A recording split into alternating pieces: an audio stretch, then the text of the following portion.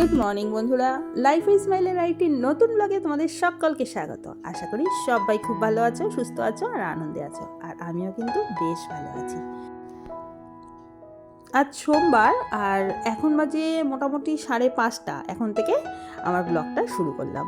সকালবেলায় আটা মেখে নিচ্ছি। অ্যাকচুয়ালি কী বলতো, আমার মেয়ে আজকে যাবে স্কুলে, ওর এক্সাম পেপার দেখাবে স্কুলে। তা একটু সকাল সকালই বেরোবে, মোটামুটি 6:30 নাগাদ বেরোবে।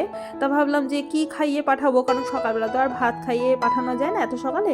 তা একটুখানি রুটি করে দিচ্ছি ওকে। আর আস্তে আস্তে সেই 12টা বাজবে, কারণ 11টা অবধি ওদেরকে রাখবে, তারপর 1 ঘন্টা লাগবে বাসে। আর কিছু খেয়ে যাবে না, না খাইয়ে পাঠাবো সেটাও ঠিক ভালো লাগে না, কারণ ও বাসের মধ্যে না কোনো কিছু খায় না। টিফিন দিয়ে দেওয়া হয় কিন্তু কিছুই খায় না, আর এতক্ষণ না খেয়ে থাকলে পিত্ত পড়বে। তাই ভাবলাম একটু রুটি করে দিই, 2টো রুটি করে দিলাম। আর তরকারি তো কিছুই খাবে না, ও বলছে আমাকে কিছু তরকারি করে দেবে না, আর মিষ্টিও ছিল না। তা ভাবলাম একটুখানি বাটার দিয়ে চিনি দিয়ে দিই। এরকম করেই কিন্তু রুটি বাটার দিয়ে চিনি দিয়ে আমরাও কিন্তু খেয়েছি। তোমাদের কারোর মনে আছে কিনা জানি না, আমি কিন্তু ছোটোবেলায় প্রচুর খেয়েছি, যদিও এখনও আমি খাই। এরকম করে যখন মেয়েকে রুটি খাওয়াই তখন আমার ছোটোবেলার কথা মনে পড়ে যায়। যদিও মেয়েকে স্কুলের বাসে দিতে গেছে ওর বাবা, আর সেই ফাঁকে আমি ঘরের কাজকর্মগুলো আস্তে আস্তে সেরে নিচ্ছি। আগেই বাসি বিছানাটা তুলে ঘরটাকে ভালো করে পরিষ্কার করে নিলাম। বাসি বিছানা ফেলে রাখলে ঠিক ভালোও লাগে না, আর সবাই যখন নেই তাই ভাবলাম যে ঘরের কাজগুলো করেই নিই। আর টিফিনটা করব, তার ফাঁকে মাঝে মাঝে ঘরের কাজগুলো করব, আবার মাঝে মাঝে রান্নাঘরের কাজও করব। রান্নাঘরের কাজ মোটামুটি সকালবেলা অনেকটাই করে এসেছি। দেখলেই যে আটাটা মাখা হয়ে গেছে, ওদিকে সোয়াবিনটাও সেদ্ধ হয়ে গেছে, আলুও কাটা হয়ে গেছে। মানে আজকে সকালে টিফিনে আলু আর সোয়াবিনের তরকারি করব, সেটা মোটামুটি হয়ে গেছে। শুধু একটু মশলাটা নেড়েছে ঝোল দিয়ে দেবো, ব্যাস ওইটুকুই কাজ। আর এদিকে আগে ঘরের কাজগুলো করছি, ডাইনিং টেবিলটা এখানে ভালো করে মুছে নিচ্ছি, কারণ আগের দিন রাতে মোছা থাকে। তোমরা জানো যে আমি ডাইনিং টেবিলে খাওয়া দাওয়া করি না, তাও রাতের বেলা না একবার মুছে শুই, তাহলে কি পরিষ্কার লাগে। তাও না, পরের দিন সকালে আমার একটা বাতিক হয়ে গেছে ডাইনিং টেবিলটা মুছবো। কি বলো তো, আমার মনে হয় যে টেবিলে যদি রাত্রবেলা ওই আরশোলা টিকটিকি চলাফেরা করে তাহলে নোংরা হয়ে যাবে, আর জিনিসটাও তো ভালো না।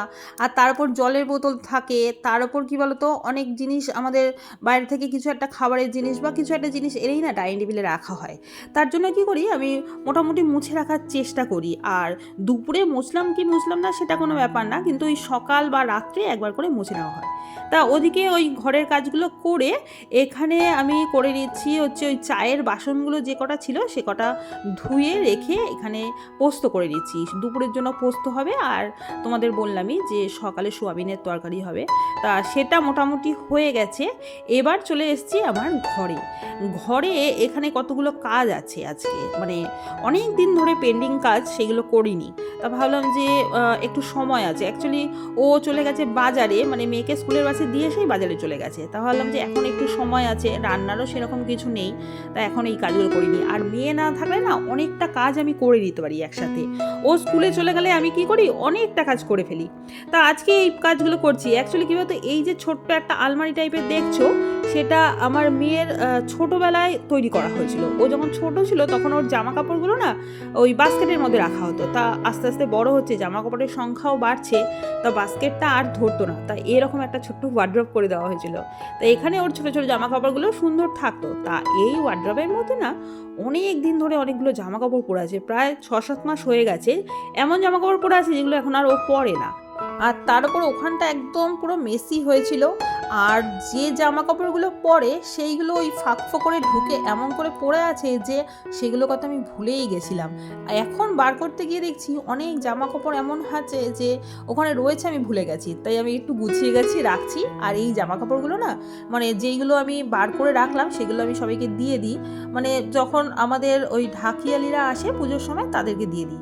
আর এই জন্য আমি সবসময় এই যে দুটো দেখছো বালতি, এই দুটো বালতি ঢাকনা আছে, এর মধ্যে রেখে দিই, তাহলে কি নোংরা পড়ে না। এরপরে এদেরকে যাদেরকে দেবো তাদেরকে প্যাকেট করে দিয়ে দেবো, আবার পরের বছর এইগুলো জমিয়ে রাখবো। আমি এরকম করেই রেখে দিই।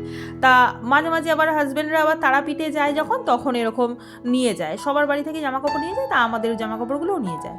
তাই এগুলো গুছিয়ে রাখলাম। তারপরে এখানে কয়েকটা ওই পেপার, আমরা স্যাটারডে সানডেতে যেহেতু পেপার রাখা হয়, তা সেই পেপারগুলো এখানে পড়ে রয়েছে কতদিন ধরে, এমনি এমনি পড়ে যাচ্ছে মাঝে মাঝে। তা ভালো করে ওইগুলো দড়ি দিয়ে বেঁধে রাখলাম, তাহলে কি ভালোভাবে থাকবে।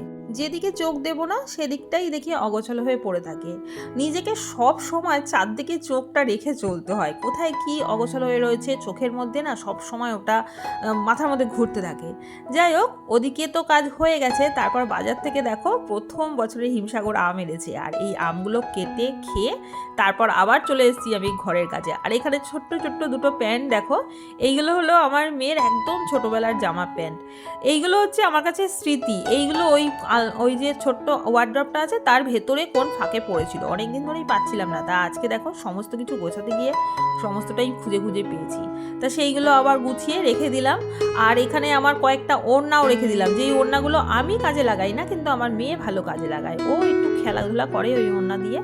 তারপরে কতগুলো গেঞ্জি টেঞ্জিগুলো ভালো করে গুছিয়ে রাখলাম। অ্যাকচুয়ালি বললাম না যে নতুন জিনিস কোথায় খুঁজে পড়ে আছে আমি বুঝতেই পারছিলাম না। তা ওইগুলো সরানোতে এখন একটু এই জায়গাটা দেখতে একটু সুন্দর লাগছে, একটু গুছিয়ে গাছিয়ে রেখে দিলাম। অ্যাকচুয়ালি মেয়ে হাতটায় তো ওর জিনিস ও বার করে এখন, আর ও যে কি বার করে আর কি যে বার করে না আমি নিজেই বুঝতে পারি না। তাই একটু ভালো করে গুছিয়ে গুছিয়ে রাখলাম। এদিকে আবার চলে আসলাম রান্নাঘরের কাজে, কারণ রান্না বসিয়ে বসিয়ে সমস্ত কাজগুলো করি। আমি তোমাদের আগেই বলেছি যে রান্নাঘরে দাঁড়িয়ে থাকি না আমি, তার সাথে সাথে ঘরের সমস্ত কাজ গোছানোগুলো করে ফেলি। আর এখানে রান্নাঘরে কয়েকটা জিনিস ঢালার ছিল কন্টেনারে, তা সেইগুলো ঢেলে রাখছি।